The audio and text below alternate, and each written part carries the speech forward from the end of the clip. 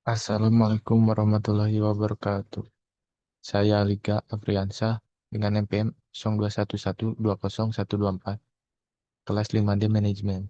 Saya akan mempresentasikan tentang KMS, sebuah perusahaan di mana saya memilih PT Dunia Baru Gramindo dan sumbernya berasal dari jurnal. Judul jurnalnya yaitu Pengembangan Knowledge Management System Model Implementasi Konsep pada PT Dunia Baru Gramindo.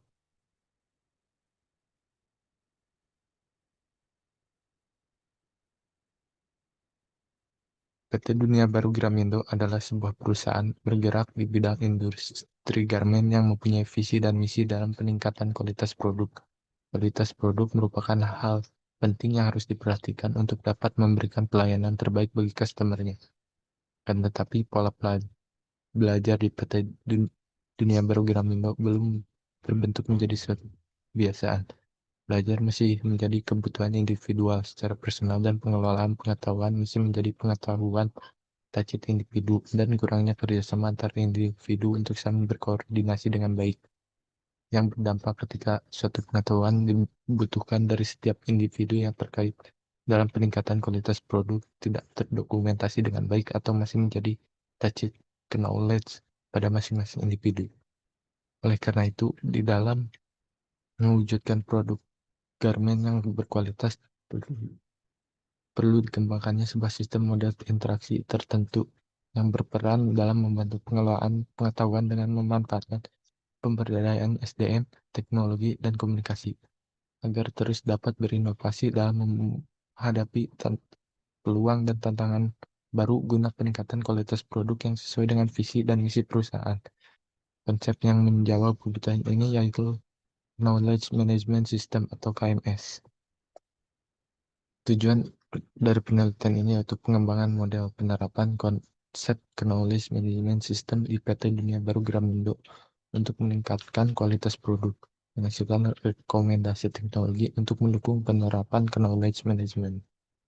Penerapan konsep manajemen pengetahuan di PT Dunia Gramindo. Yang pertama yaitu pemanfaatan learning organization di PT Dunia Baru Gramindo. Yang kedua, pemetaan inisiatif knowledge management. Yang ketiga, model interaksi antar partisipan. Yang keempat, perumusan hasil pengembangan model penerapan KMS di PT Dunia Baru Gramindo. Penerapan learning organization di PT Dunia Baru Gramindo. Beberapa pokok pikiran penting yang mencirikan organisasi belajar adalah yang pertama, adaptif pada lingkungan eksternal. Kedua, terus-menerus meningkatkan kapabilitas untuk berubah. Yang ketiga, mengembangkan kemampuan belajar secara individu dan kolektif. Dan yang terakhir, menggunakan hasil belajar untuk mencapai hasil yang lebih baik. Dari adanya pernyataan di atas untuk lebih meningkatkan kualitas produk, maka harus terlebih dahulu melakukan peningkatan pada SDM, yaitu dengan adanya learning organization atau organisasi pembelajar di PT Dunia Baru Gramindo. Karena dengan adanya organisasi pembelajar, setiap sumber daya yang ada di PT Dunia Baru Gramindo akan memiliki pengetahuan yang luas. Basic Chemistry for Rike. Yang pertama yaitu struktur eksternal, pengetahuan dari supplier. Struktur internalnya yaitu transfer pengetahuan lebih efektif melalui sistem dokumen elektronik supaya bisa disimpan, ditransfer, dan digunakan kembali, atau yang biasa disebut strategi verifikasi. Kompetensi SDM-nya itu mengadakan learning organization. Yang kedua, struktur internalnya memberi supplier tambahan pengetahuan. Struktur internalnya mengadakan rapat untuk menangkap pengetahuan tacit yang ada di masing-masing individu untuk disimpan, disebarkan, dan digunakan. Atau strategi personalisasi. Kompetensi SDM-nya itu mengadakan pelatihan untuk penambah pengetahuan. Yang ketiga, struktur eksternalnya pengetahuan dari subconversing. Struktur internalnya tidak menyerah jika rencana menemui hambatan, berusaha menciptakan jalan lain agar rencana bisa berjalan. Atau strategi personalisasi dan kodifikasi.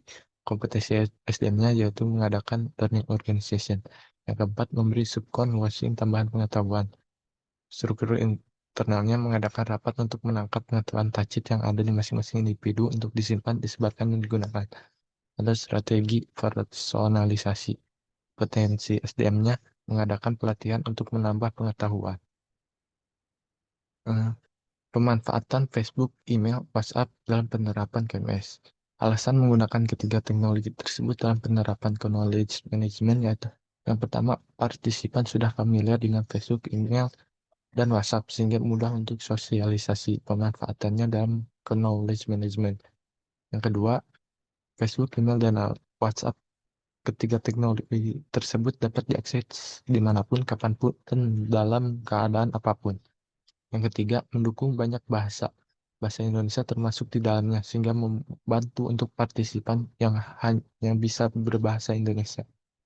Jadi kesimpulannya yaitu, yang pertama, analisis sistem pengembangan manajemen pengetahuan yang diterapkan di dunia Indo dimulai dari mendapatkan visi, misi, tujuan, struktur organisasi, dan deskripsi kerja, lalu mengidentifikasi permasalahan di setiap divisi PT Dunia Indo, mengidentifikasi proses bisnis menggunakan work system framework, lalu menentukan pengetahuan menggunakan proses manajemen hexagon, dan yang terakhir penerapan KLC, Knowledge Life Cycle, di PT Dunia Indo dalam peningkatan kualitas produk.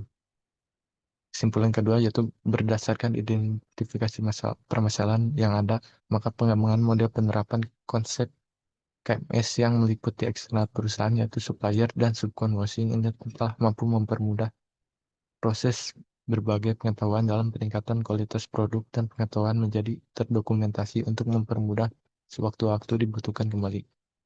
Dan yang terakhir, pemanfaatan Facebook, email, dan WhatsApp ini telah mampu mempermudah share pengetahuan di PT Dunia Indo dalam mewujudkan pengembangan model penerapan konsep knowledge management system yang meliputi eksternal perusahaan yaitu supplier dan subcontracting. Sekian dari saya. Terima kasih.